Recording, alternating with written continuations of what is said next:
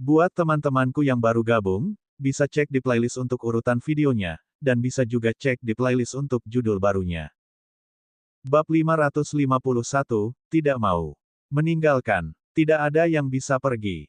Dia ingin mempersembahkan wanita ini dan putrinya kepada Raja Goal. Dia ingin mereka mengalami kehidupan yang mengerikan itu. Biarkan aku memikirkannya beberapa hari lagi. Saya akan kembali dan memikirkannya. Saya akan bertanya kepada anggota keluarga Bai lainnya dan melihat apakah mereka bersedia meninggalkan tempat ini. Bai Wudi tiba-tiba mengalah dan berhenti berdebat. Apakah dia terbujuk oleh kata-kata Bai Wan?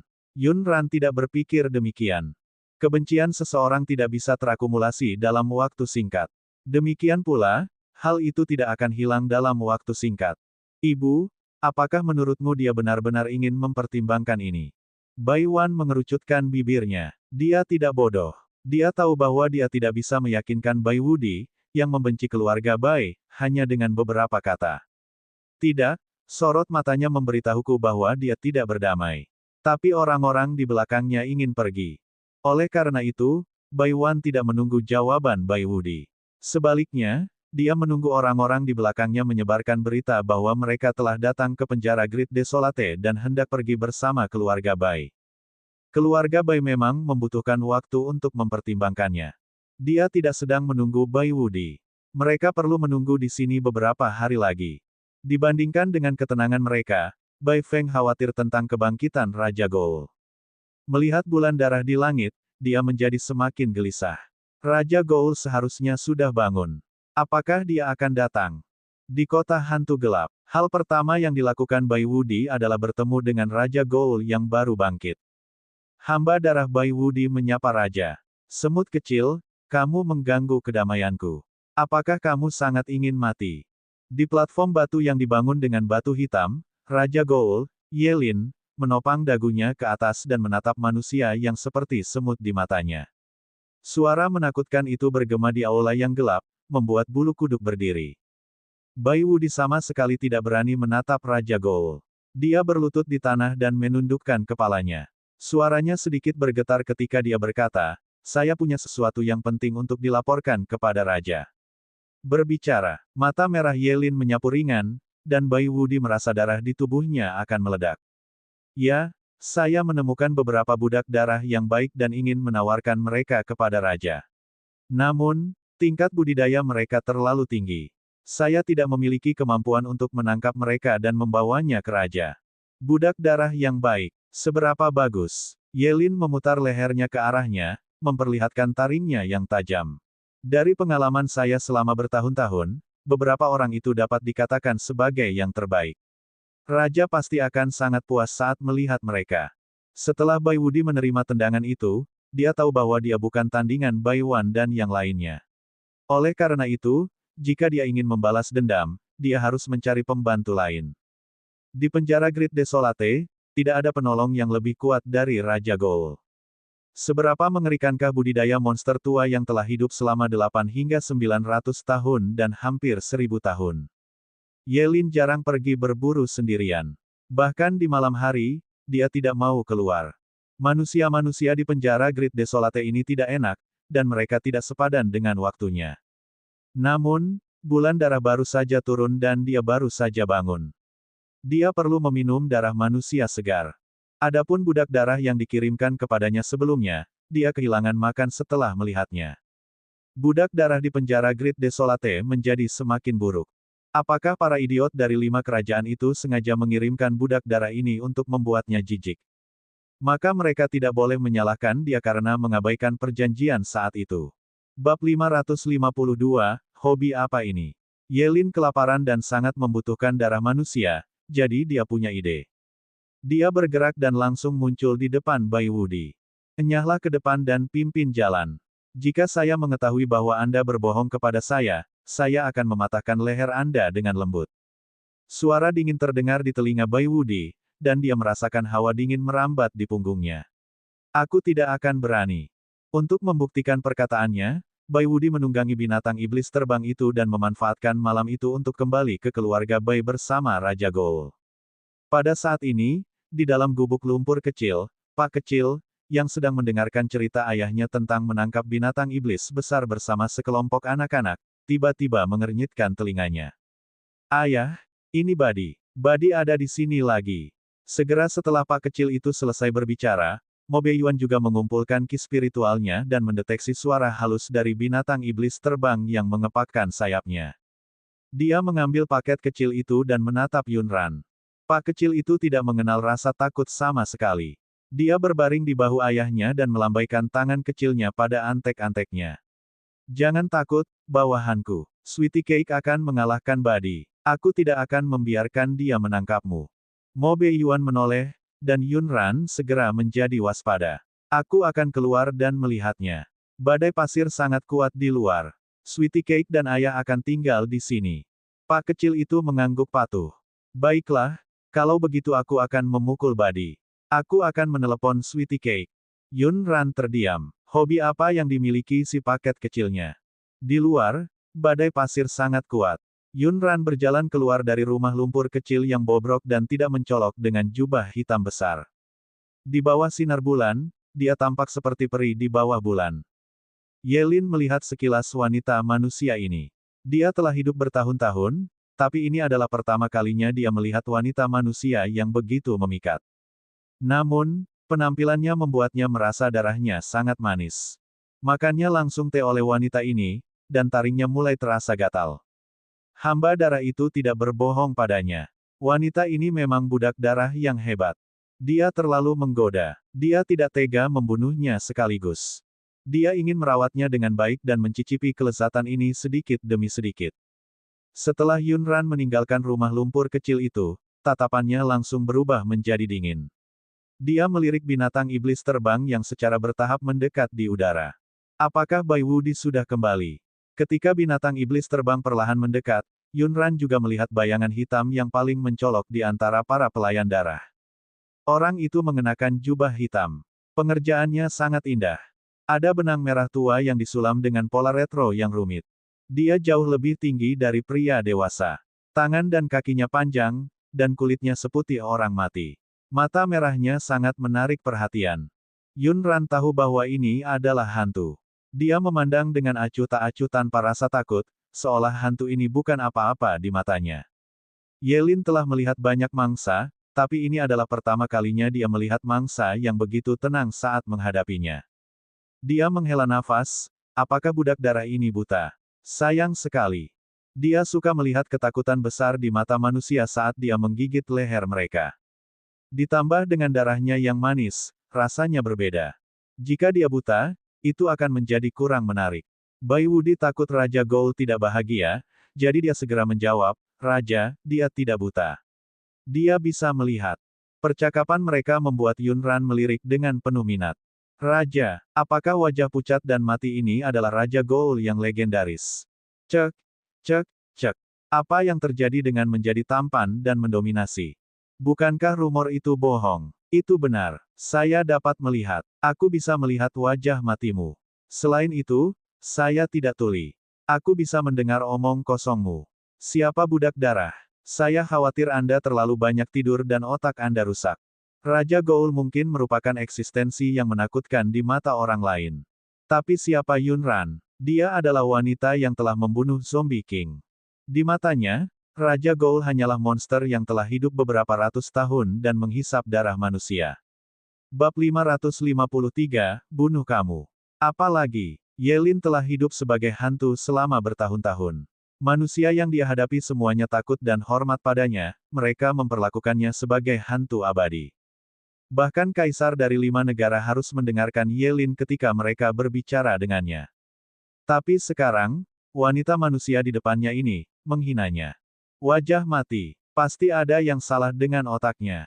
Bai Wudi pernah ditendang oleh wanita ini sebelumnya, dan hatinya masih sakit. Dia tahu bahwa tingkat kultivasi wanita ini tidak rendah.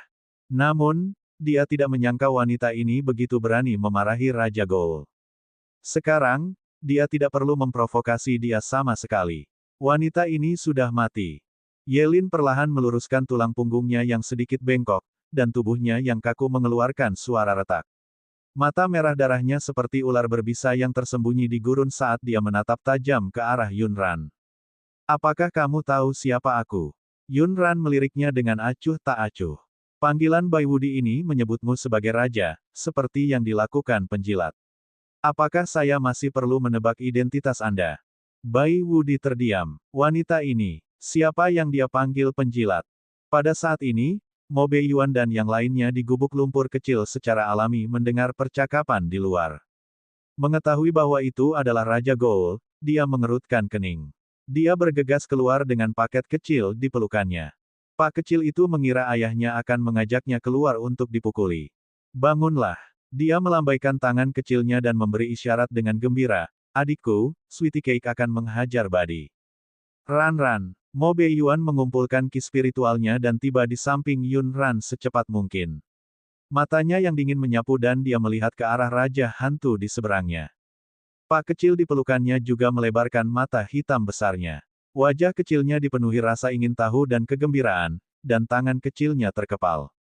Ibu, di mana Buddy? Di mana Buddy? Penglihatan Pak Rat sangat bagus. Dia menoleh dengan matanya yang besar dan melihat sekilas salah satu orang yang lebih spesial. Sayang menemukan Buddy. Dia mengangkat lengannya yang seperti akar teratai dan mengangkat jari kelingkingnya untuk mengarahkannya ke arah Raja Goul. Petik 2 tanda seru. Kamu pasti Buddy yang datang untuk menangkap orang-orang Sweetie Cake. Bun mengikuti mereka keluar. Dia memegang sepatu kecil adiknya di tangannya dan menarik wajah yang panjang. Dia bahkan tidak melihat ke arah Raja Goul. Sebaliknya, dia dengan tenang membantu adiknya memakai sepatu. Singkatnya, sikap keluarga ini membuat Yelin meragukan identitasnya sebagai Raja para Goul. Bukan hanya wanita manusia ini yang tidak takut padanya, bahkan kedua anak manusia ini pun tidak takut padanya sama sekali. Sudah terlalu lama sejak terakhir kali dia muncul. Jadi, apakah penduduk 5 kerajaan sudah lupa betapa menakutkannya dia sebagai Raja Goul? Mata merah darah Yelin dipenuhi dengan rasa dingin saat dia menatap Yun Ran dan yang lainnya dengan sinis. Tidak masalah. Dia akan segera memberitahu mereka apa ketakutan sebenarnya. Itu adalah ketakutan yang datang dari lubuk hati mereka. Yun Ran mengeluarkan pedang dari cincin penyimpanannya. Karena dia akan bergerak, dia tidak berniat bermain dengannya dengan tangan kosong. Ketika Yelin melihatnya mengeluarkan pedang di depannya, senyuman aneh muncul di wajahnya. Apa yang sedang kamu lakukan? Bibir merah muda Yun Ran melengkung. Aku akan memotongmu. Apa lagi? Hehehe, Yelin tertawa aneh. Manusia bodoh, jangan bilang kamu pikir kamu bisa menyakitiku dengan hal buruk ini. Bai Wudi pun tertawa. Tidak adakah yang memberitahumu ketika kamu datang ke Yang Agung? Penjara terpencil. Raja Goul itu abadi. Tubuh hantu berbeda dengan manusia. Mereka memiliki kemampuan penyembuhan yang sangat kuat. Bahkan jika mereka terluka, luka mereka akan sembuh dengan sendirinya. Sebagai Raja Goul, kemampuan penyembuhan Yelin bahkan lebih kuat. Bab 554, Kebingungan. Penerjemah, Atlas Studios Editor, Atlas Studios. Ekspresi Yun Ran masih acuh tak acuh, dan matanya setenang danau yang tenang. Tubuh abadi. Lalu bisakah kepala tumbuh dari lehernya setelah saya memenggal kepalanya? Berdasarkan pengalaman Yun Ran dalam menghadapi zombie selama bertahun-tahun, tidak ada tubuh abadi yang mampu menahan satu tebasan di kepala. Tentu saja, dia hanya mengatakan itu. Mata besar seperti anggur hitam milik Pak kecilnya terbuka lebar. Dia tidak ingin menakuti Pak kecilnya.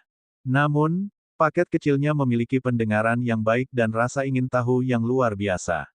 Dia selalu dapat mengajukan pertanyaan yang tidak dapat diajukan oleh anak-anak lain. Ibu, kalau kepala Buddy lepas, apakah masih bisa tumbuh kembali? Apakah kita perlu menyiramnya? Apakah kita ingin memupuknya dengan kotoran yang bau? Adegan itu sangat sunyi. Para prajurit tentara Bai tidak bisa berkata-kata. Begitu pula dengan anggota keluarga Bai dan para penjaga rahasia. Mereka hendak tertawa terbahak-bahak. Kenapa mereka tidak merasa gugup sama sekali menghadapi suasana tegang Raja Goul? Lengan Yun Ran yang memegang pedang sedikit gemetar. Apakah Pak kecilnya tidak akan dipukuli karena menanyakan pertanyaan seperti itu dengan suara yang serius dan kekanak-kanakan?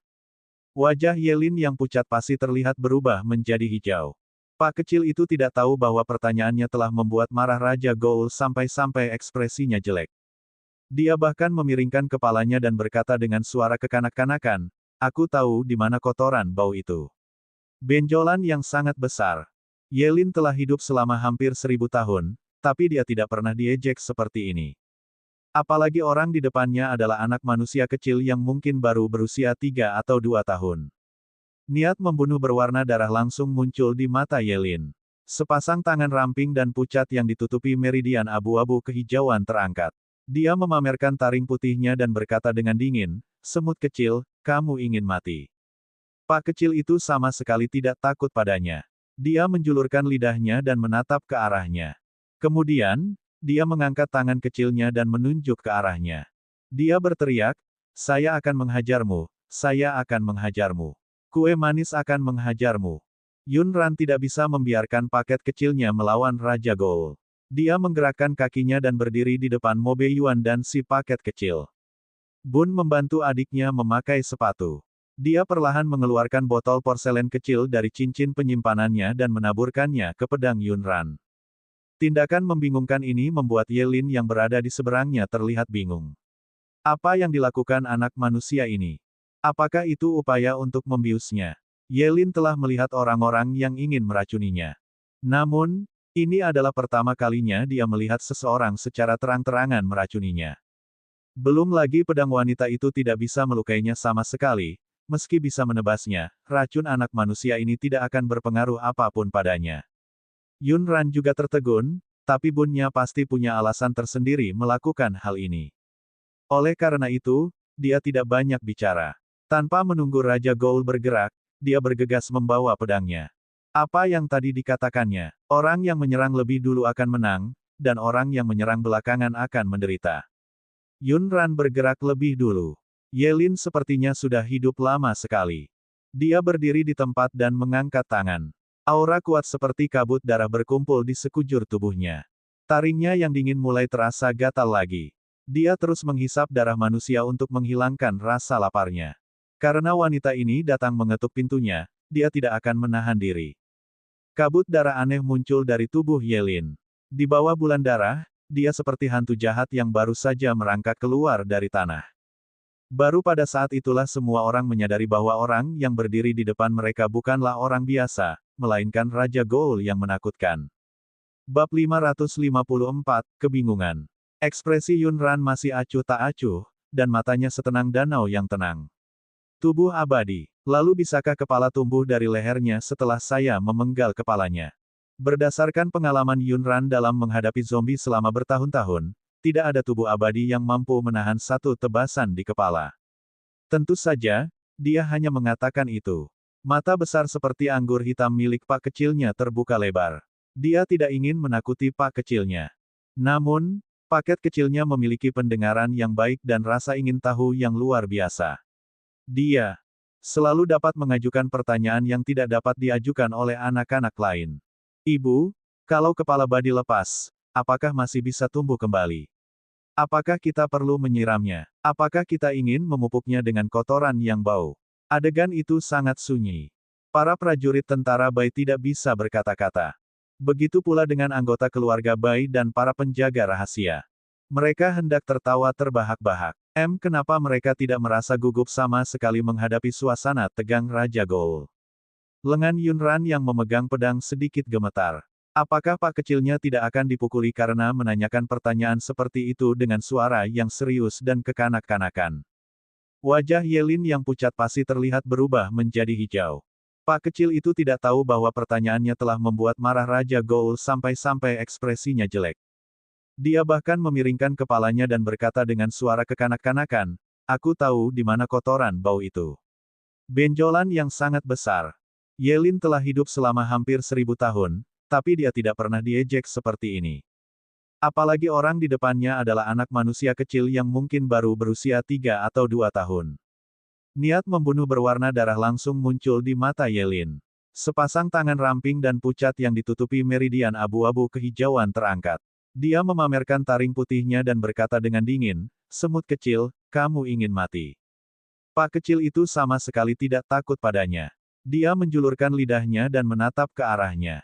Kemudian, dia mengangkat tangan kecilnya dan menunjuk ke arahnya. Dia berteriak, "Saya akan menghajarmu, saya akan menghajarmu. Kue manis akan menghajarmu." Yunran tidak bisa membiarkan paket kecilnya melawan Raja Goul.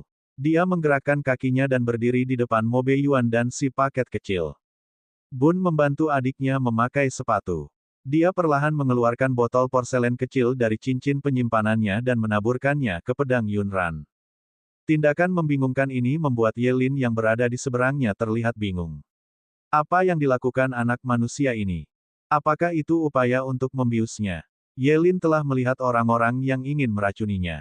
Namun, ini adalah pertama kalinya dia melihat seseorang secara terang-terangan meracuninya. Belum lagi pedang wanita itu tidak bisa melukainya sama sekali, meski bisa menebasnya, racun anak manusia ini tidak akan berpengaruh apapun padanya. Yunran juga tertegun, tapi Bunnya pasti punya alasan tersendiri melakukan hal ini. Oleh karena itu, dia tidak banyak bicara. Tanpa menunggu Raja Goul bergerak, dia bergegas membawa pedangnya. Apa yang tadi dikatakannya, orang yang menyerang lebih dulu akan menang, dan orang yang menyerang belakangan akan menderita. Yunran bergerak lebih dulu. Yelin sepertinya sudah hidup lama sekali. Dia berdiri di tempat dan mengangkat tangan. Aura kuat seperti kabut darah berkumpul di sekujur tubuhnya. Taringnya yang dingin mulai terasa gatal lagi. Dia terus menghisap darah manusia untuk menghilangkan rasa laparnya. Karena wanita ini datang mengetuk pintunya, dia tidak akan menahan diri. Kabut darah aneh muncul dari tubuh Yelin. Di bawah bulan darah, dia seperti hantu jahat yang baru saja merangkak keluar dari tanah. Baru pada saat itulah semua orang menyadari bahwa orang yang berdiri di depan mereka bukanlah orang biasa, melainkan Raja Goul yang menakutkan. Bab 555, Garis Darah Apa yang Menentang Surga Ini. Baiwan menjadi gugup dan mengumpulkan energi spiritual di telapak tangannya. Dia berencana untuk bergegas membantu kapan saja. Mata Mo Beiyuan sedikit dingin. Dia berbalik dan menyerahkan pak kecil di pelukannya kepada penjaga rahasia di belakangnya untuk diurus. Bawa dia dan lindungi dia. Lalu, dia mengangkat tangannya dan mengusap kepala pak kecil itu. Kue manis, jadilah baik. Jangan berlarian. Kue manis pasti enak. Sweetie Cake tidak akan lari-lari. Melihat ekspresi serius ayahnya, pak kecil itu berhenti membuat keributan dan mengangguk patuh. Mo Beiyuan mengeluarkan pedang pribadinya dari cincin penyimpanannya dan bersiap untuk bergabung dengan Yunran untuk menghadapi Raja Hantu. Namun, saat semua orang mengira Yunran mungkin bukan tandingan Raja Goul, penampilannya sangat mengejutkan. Pedang itu tidak mencolok, tapi mampu menembus kabut darah di sekitar Raja Goul. Bilahnya mengenai lengan Yelin yang terulur dan lengannya jatuh ke tanah setelah terputus. Yunran bergumam, itu saja. Dia telah melebih-lebihkan Raja Goul ini. Mengapa orang ini begitu lemah? Bukankah mereka mengatakan bahwa dia telah hidup ratusan tahun, memiliki tingkat kultivasi yang tinggi, cepat, dan hampir seperti hantu? Gerakan sikunya terlalu lambat. Yunran tidak mengkhawatirkan hal lain. Dia khawatir di dalam hati pak kecilnya, dia telah menjadi seorang ibu galak yang suka memotong lengan orang lain dengan pedang. Untungnya, dia tidak mengincar lehernya. Kalau tidak, jika kepala Raja Goul tertunduk, itu akan membuat paket kecilnya trauma. Yunran membungkam Raja Goul dengan berlebihan dan memandangnya dengan jijik. Yah, kamu, menggosokkan tanganmu ke pedangku sendiri. Jangan salahkan aku. Mungkin karena lengan dan kakimu yang lama telah membusuk seiring berjalannya waktu. Singkatnya, itu bukan salahnya. Yelin terdiam. Dan begitu pula semua orang. Para jenderal muda tentara keluarga Bai baru saja dikejutkan oleh Little Sweetie Cake dan meragukan kehidupan mereka. Sekarang, mereka dikejutkan oleh Yunran. Garis keturunan macam apa yang menentang surga ini? Pada saat ini, sikap polos Yunran sama persis seperti ketika pak kecil itu dengan lembut melumpuhkan hantu. Yunran masih perlu menjaga citra seorang ibu yang cantik dan lembut di depan gadis kecilnya yang lugu dan imut. Bilah yang terangkat ditarik kembali dan Yunran mundur agak jauh. Dia menatap lengan Yelin dan berkata, tidak bisakah lenganmu tumbuh kembali? Maka keterampilan pemulihanmu sedikit lemah. Yelin sangat marah hingga seluruh tubuhnya gemetar. Setelah hidup begitu lama, dia belum pernah melihat manusia sombong di depan hantu. Kamu, aku baru bangun dan belum makan. Itu sebabnya tubuhku lemah dan kamu memanfaatkan celah ini. Yunran berkedip, dan sedikit rasa dingin melintas di matanya yang jernih dan berair. Makan, menghisap darah manusia. Oh, Kamu mengingatkanku pada perjanjian antara 5 negara dan para hantu. Mari kita ubah. Ketika Yunran pertama kali mendengar tentang orang-orang yang dikirim ke penjara Great Desolate untuk dijadikan makanan para hantu, dia merasa tidak nyaman. Setelah memasuki penjara Great Desolate, dia telah melihat dengan matanya sendiri jenis penyiksaan fisik dan mental yang harus dialami orang-orang di sini. Dia ingin mengubah perjanjian buruk itu. Yunran telah melakukan sesuatu yang belum pernah dilakukan oleh kaisar dari 5 negara selama bertahun-tahun. Itu untuk menemukan Raja Goul dan mengubah perjanjian yang dibuat 600 tahun yang lalu. Begitu dia selesai berbicara, anggota keluarga Bai, tentara dari pasukan keluarga Bai, dan bahkan para pelayan darah menjadi gempar. Bab 556, Hidup Sehat Seperti Manusia. Bahkan Bai Wan pun tercengang. Selama beberapa hari terakhir, dia hanya ingin membawa anggota keluarga Bai keluar dari penjara Great Desolate dengan selamat. Dia tidak pernah berpikir bahwa dia akan secara langsung mengubah perjanjian antara 5 kerajaan dan para hantu. Ini akan menyelamatkan lebih banyak orang. Yunran mengatakan apa yang tidak berani dipikirkan oleh siapapun. Tanpa menunggu reaksi Raja Goul, Yunran melanjutkan, 5 kerajaan tidak akan mengirim siapapun untuk kamu makan. Tentu saja, jangan berpikir untuk menimbulkan masalah di 5 kerajaan. Tetaplah patuh di penjara Great Desolate ini. Kalau tidak, jika kamu menunjukkan kepalamu, aku akan meminta seseorang untuk memenggalnya. Tatapan Yelin menyapu lengannya yang patah, dan wajahnya yang pucat pasi menjadi semakin gelap. Apakah kamu pikir kamu bisa mengubahnya hanya karena kamu mau? Mengapa? Anda, manusia di 5 negara, hanyalah semut. Hak apa yang Anda miliki untuk bernegosiasi dengan saya? Bulu mata keriting Yunran berkibar, dan matanya yang berair terfokus padanya. Anda tidak mau bicara baik-baik. Tidak apa-apa. Lalu kami akan melelahkan diri kami sedikit dan menghancurkan ras hantumu. Goul dan manusia telah saling bertentangan sejak lama. Goul selalu mengandalkan kekuatan garis keturunan mereka untuk menekan manusia. Namun, Yunran dengan kejam telah menekan Raja Goul dalam hal aura. Suaranya tidak nyaring, tapi di bawah langit malam penjara Desolate yang tenang, semua orang bisa mendengarnya dengan jelas.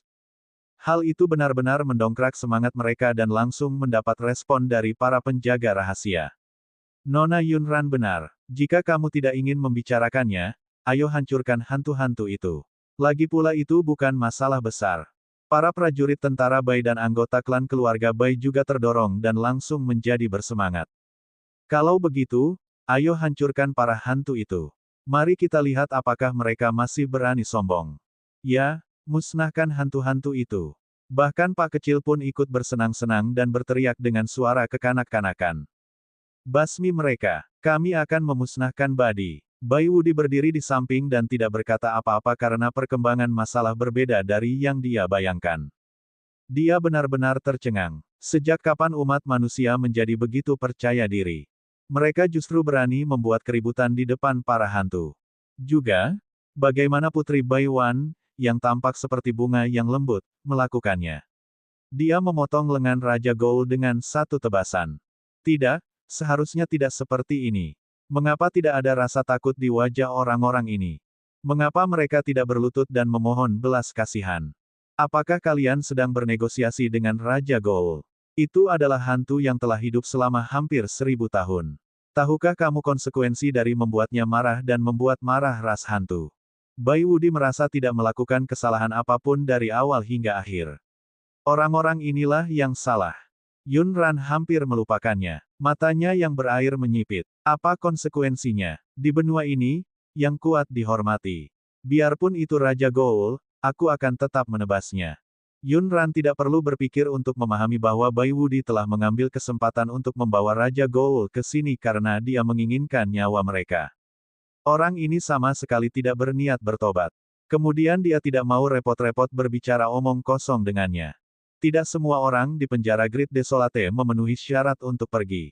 Suasana hati Yelin sudah sangat buruk, dan tangisan manusia bodoh terdengar di telinganya. Ia merasa terlalu berisik, maka ia mengangkat tangannya dan meraih leher Bai Wudi. Dengan sedikit retakan, dia memecahkannya dan melemparkannya ke samping. Perubahan itu terjadi dalam sekejap. Bahkan Yunran pun tidak menyangka hidup Bai Wudi akan berakhir seperti ini. Jelas sekali bahwa di mata Raja Goul, nyawa para pelayan darah ini bukanlah nyawa sama sekali, melainkan semut yang bisa dengan mudah dicekik sampai mati. Kematian Bai Wudi memberikan dorongan kepada para pelayan darah yang selama ini ragu-ragu untuk mengambil keputusan. Mereka ingin hidup. Mereka ingin hidup dengan baik seperti manusia. Bab 557, serahkan wajah mati ini padaku. Pengkhianatan terhadap para pelayan darah membuat suasana hati Ye Lin sangat buruk. Sekelompok semut manusia terus memprovokasi dia, mengabaikan identitasnya sebagai Raja Goul. Ye Lin sedang menunggu lengannya yang terputus sembuh. Namun, entah kenapa, darah terus menetes dari luka di lengannya. Tampaknya lukanya tidak sembuh sama sekali, dan dia masih bisa merasakan sakit yang luar biasa dari lukanya. Ini adalah perasaan yang tidak dia rasakan selama hampir 1000 tahun. Kehilangan banyak darah menyebabkan luka-lukanya menjadi semakin serius, dan tubuhnya menjadi semakin lemah. Dia harus segera kembali untuk sembuh. Setelah hidup selama hampir 1000 tahun, Ye Lin tidak cukup bodoh untuk terus melawan mereka sampai mati. Kabut darah di sekujur tubuhnya menyebar, mengaktifkan pasukan beracun yang tersembunyi di bawah pasir kuning. Dia ingin memberitahu semut manusia bodoh ini bahwa hantu adalah penguasa sebenarnya dari penjara sunyi besar ini. Dan dia, Ye Lin, adalah dewa yang memerintah semua makhluk hidup di penjara sunyi besar ini. Pak kecil itu masih menjadi orang pertama yang menyadari keributan tidak normal di bawah pasir kuning. Pak kecil itu mengayunkan kaki pendeknya di pelukan penjaga rahasia. Ujung telinga kecilnya bergerak-gerak, dan mata hitam besarnya bersinar. Buatlah anggur. Petik 2. Apa yang kamu maksud dengan membuat anggur? Tuan kecil Sweetie Cake, bisakah kamu berhenti bergoyang? Tidak baik jika kamu terjatuh. Gerakan penjaga rahasia itu kaku. Dia membawa harta karun seluruh benua timur. Saat Pak kecil itu bergoyang, penjaga rahasia itu terkejut. Dalam waktu singkat, punggungnya basah oleh keringat dingin. Untuk membuat anggur untuk kakek.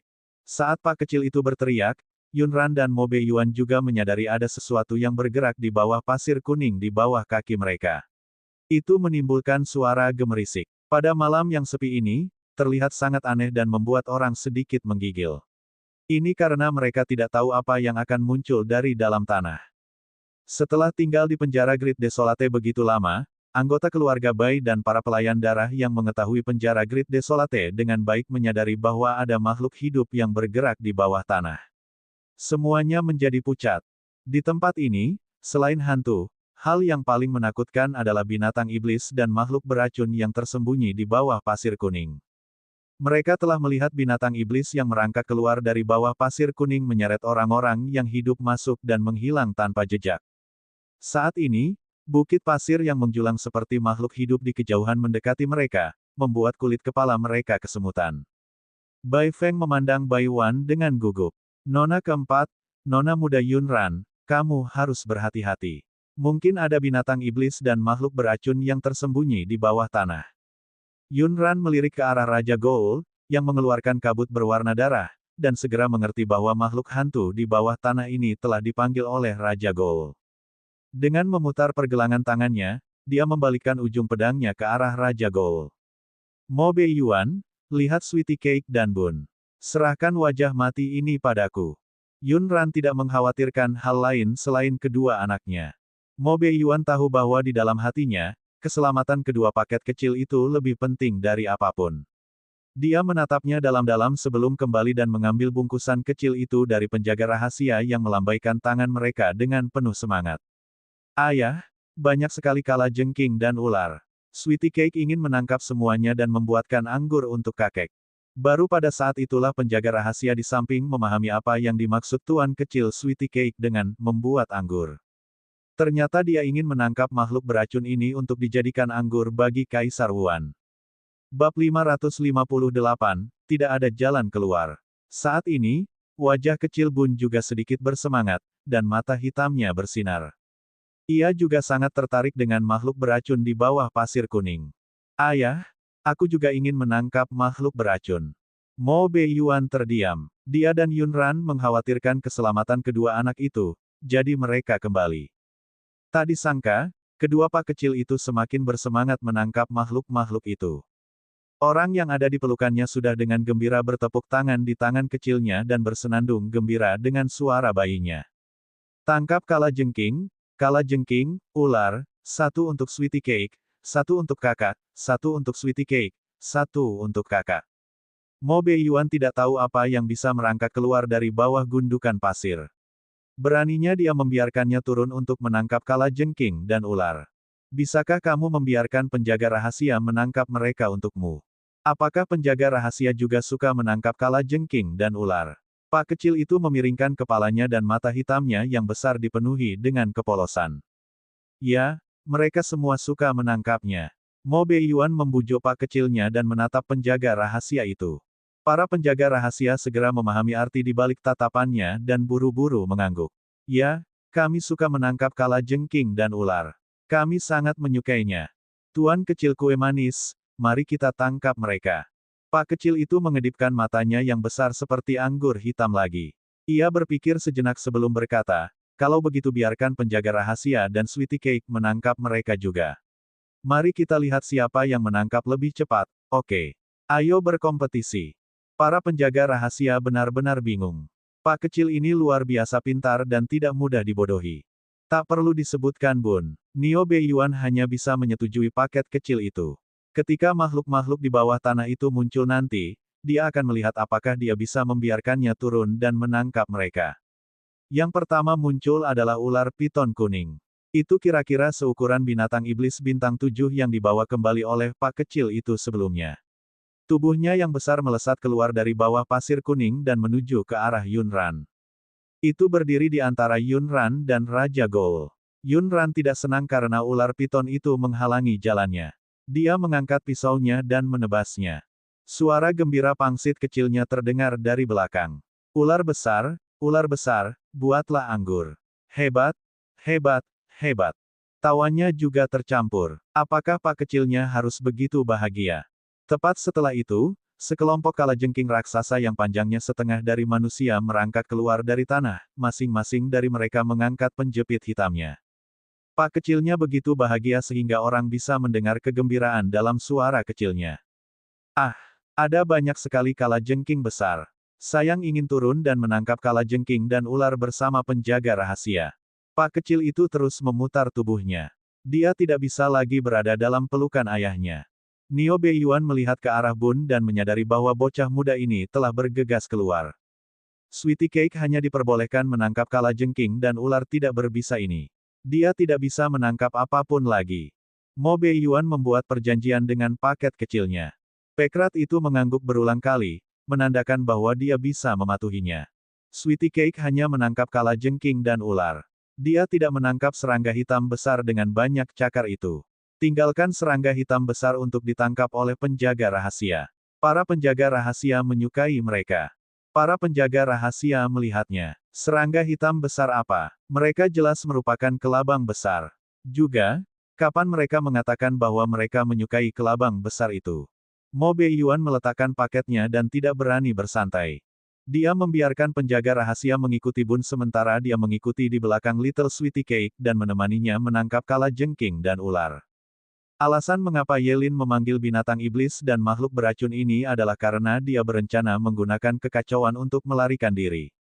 Kedua, dia ingin binatang iblis dan makhluk beracun ini menyerang semut manusia. Namun, ketika dia berbalik untuk melarikan diri, dia dengan jelas mendengar suara anak manusia itu. Ini bagus. Tahukah kamu kalau Sweetie Cake suka menangkap kalajengking dan ular? Sweetie Cake ingin menangkap banyak kalajengking dan ular untuk membuat anggur untuk kakek. Bab 559, Manusia. Manusia dari 5 bangsa. Yelin tidak bisa menahan rasa penasarannya. Dia berbalik dan melihat dari jauh. Dia melihat anak manusia itu melesat cepat di antara sekelompok binatang iblis. Kemanapun dia pergi, tidak peduli apakah itu binatang iblis atau makhluk beracun, mereka semua dengan patuh berbaring. Wanita yang telah memotong lengannya masih sangat ganas, tapi dia sedang memenggal kepala binatang iblis. Yelin tidak tahu apa yang terjadi saat dia sedang tidur. Mengapa semut manusia menjadi begitu kuat? Bahkan anak manusia berusia 3 tahun dapat memegang ekor binatang iblis bintang 7 dan mengayunkannya. Jejak kepanikan melintas di mata Yelin. Dia juga sangat meragukan pemahamannya sebelumnya bahwa semua manusia adalah semut. Dia melarikan diri kembali ke kota hantu dengan lengannya yang terluka. Yang mulia, ada apa? Ketika para tetua klan hantu melihat bahwa Ye Lin terluka parah, mereka segera datang. Eksistensi macam apa yang bisa melukai Raja Ghoul mereka? Apakah itu binatang iblis yang ganas? Atau hantu serigala? Sekelompok Ghoul berkumpul dan berdiskusi dengan gugup dalam waktu yang lama, namun tidak satupun dari mereka yang curiga bahwa yang melukai raja mereka berasal dari ras yang selama ini mereka anggap sebagai semut. Sampai Ye Lin sendiri berkata, itu manusia. Manusia dari 5 negara. Dan itu adalah seorang wanita manusia. Manusia, bagaimana seekor semut bisa menyakiti raja? Itu benar, manusia sangat lemah dan tidak kompeten. Bagaimana mereka bisa menyakiti raja? Semua hantu sangat terkejut. Di penjara Great Desolate ini, bahkan binatang iblis pun lebih kuat dari manusia. Manusia hanya layak menjadi makanan para hantu.